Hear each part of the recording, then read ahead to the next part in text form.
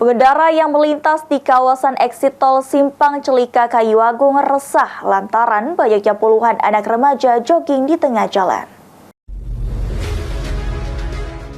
Puluhan anak-anak remaja ini tengah asik jogging di kawasan pintu eksit tol Simpang Desa Celika Kayu Agung.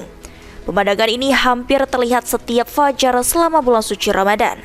Sebagian dari mereka bahkan ada yang nongkrong di trotoar jalan perempatan eksit tol Kayu Agung tersebut. Bahkan sejumlah anak-anak laki-laki nekat berada di tengah-tengah jalan dan menghadang kendaraan.